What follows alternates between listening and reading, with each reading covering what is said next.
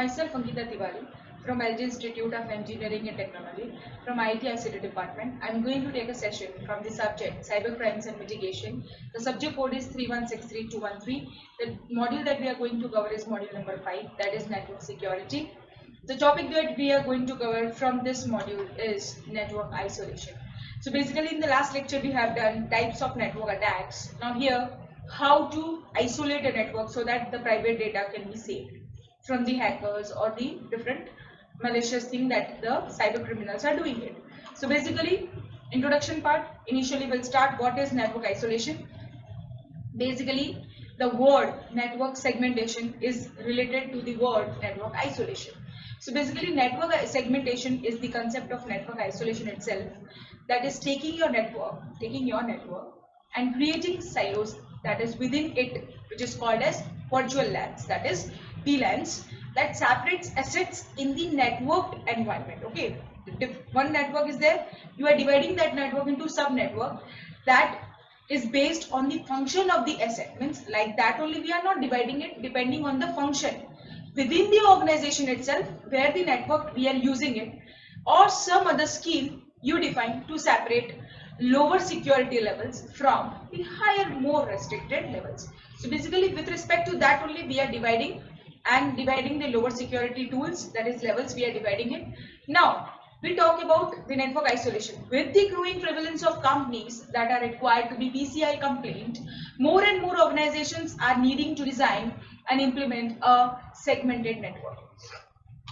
So basically here network isolation is having some structure form. So here this is what the structure is. As you can see from the diagram, we are having two things to keep in our mind. One is internet, from where you are using the different services, that is web services, and the cloud infrastructure where the data is situated and you are using it. So basically between the internet and between the cloud infrastructure we are having a storage, which is connected with the help of edge router, which is already there. Now this router will connect the two of the networks. Which networks? That is private networks and public networks, with respect to private cloud switching and public switching.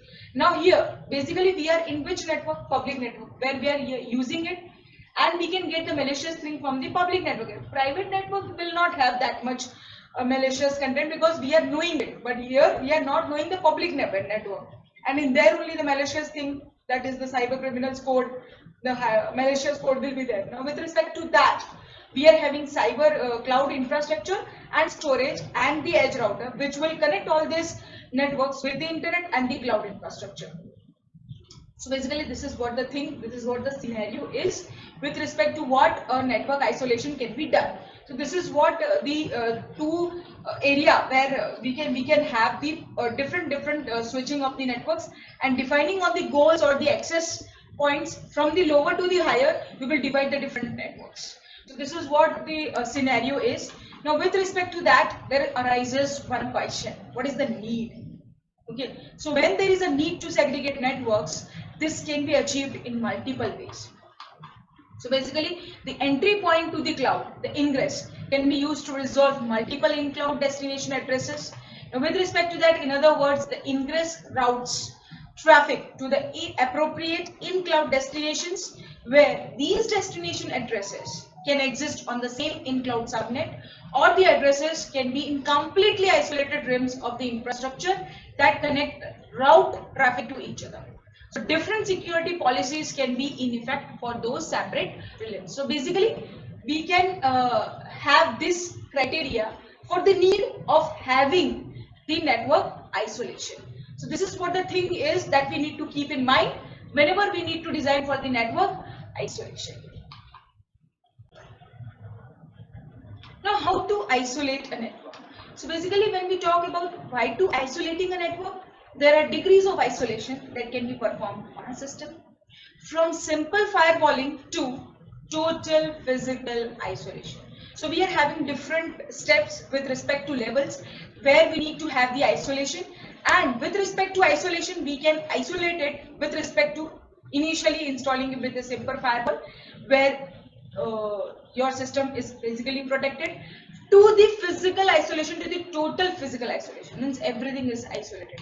So with respect to that, we are having different criteria, and if you are nervous about what the possible effects of having a system exposed to the world, that is outside world, then a partial lockdown may be very bit as effective as the total lockdown, depending on your needs. Basically, what you need to have, that is a very big concern, where you are providing isolation to a particular area, to a particular services, or to the total physical isolation. So with respect to that only, we need to have how to isolate a network. So here, as you can see, we are having different criteria where the isolation can be done to the total physical infrastructure, as you can see from the diagram, where the physical infrastructure initially is taken it, now the physically subdivided into separate and individual realms. Now why we are separating it? With respect to our need, with respect to the use that we are using it, the physical infrastructure. So basically we are having the ingress router, okay, which is placed between the internet and your devices. Now with respect to device, we are separating it into 1, 2, 3 parts, okay, that is different segments we are creating it from the physical infrastructure, and that is provided to the internet. Now with respect to that, we can have a direct connection between the internal enterprise teams, users, as well as the customers or the other external users can have the use of it. Now how? Through the internet as well. So internet is having the ingress router in middle, where the bypassing of the different data between the users, the physical use, the other users, customers, and we can say the internal enterprise users can have the access of it. So basically this is what the segmentation is done. Means, as you can see, the physical infrastructure is divided into different segments, and that is with the ingress router, where different segments will have different filtration. Now with respect to that, the direct connection between that is bounded here with the router itself. Now that router is connected with the internet, and this internet is used by the customers or the other internal users that can have a use of it. So this is what the segmentation is that we can have for a particular organization or an infrastructure. Okay, so basically this is what the thing is that we need to keep in mind whenever we are isolating a network. Now how to isolate a network? So we will have some steps. Initially, I've already told you, first of all, the first isolation that we are doing it at a very basic level is the firewalling. Okay, so firewalls are the simplest and the most basic that will give you a computer, to degree of isolation, initial degree of isolation, mostly a protection, we can say a protection against direct attacks which are coming directly as a malicious code, that can be discarded.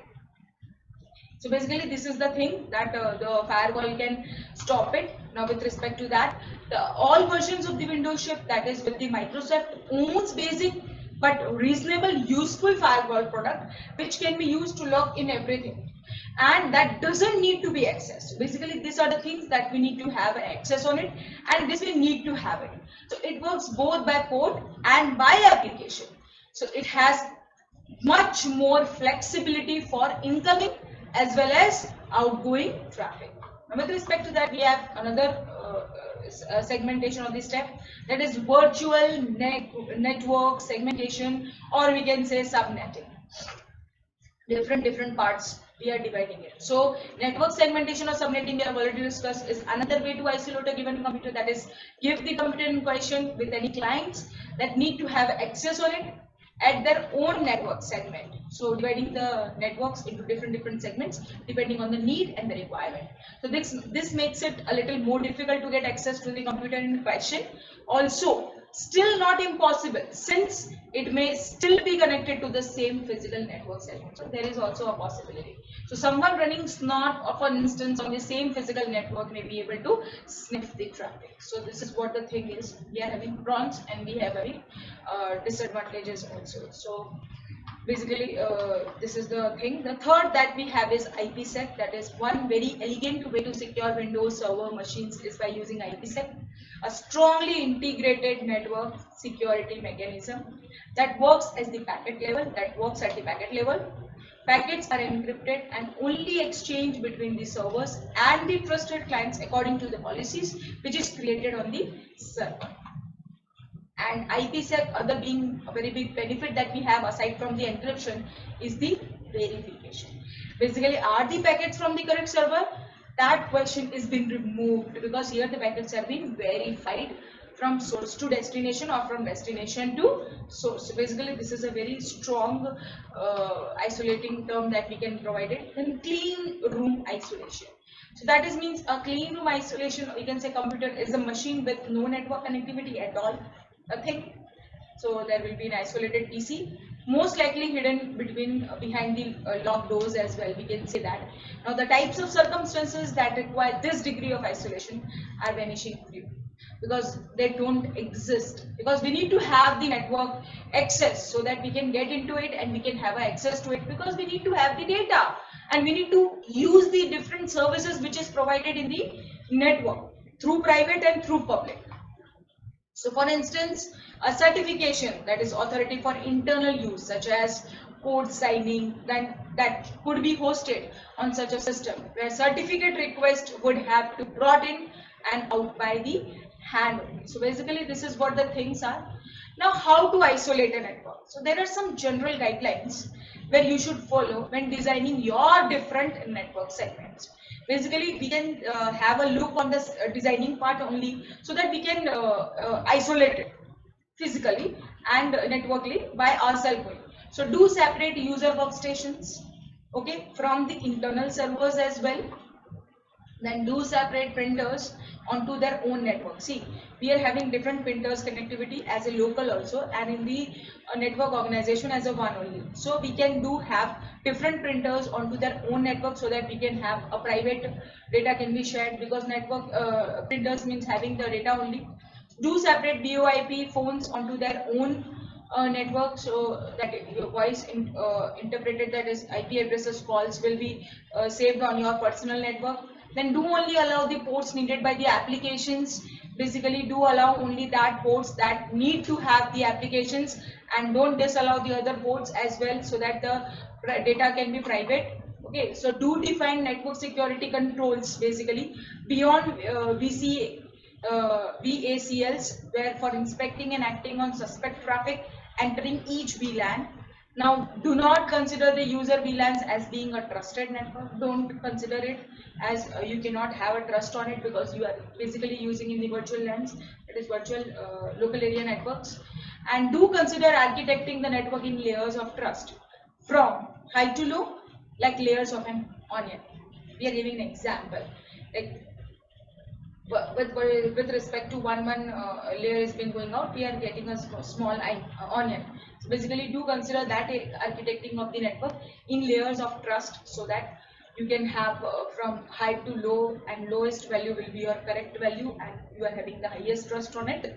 And with respect to that, we are having the different isolating of the network techniques we have and how to isolate a network we have discussed, how we are doing it, how to do it. So all these things for the network isolation we have done in this lecture. So basically we have done what are the types of network attacks and what are the types of network, how to define a network isolation, how to define means with the layers, and what are the preventive measures that we can have in order to design our network architecture. Thank you.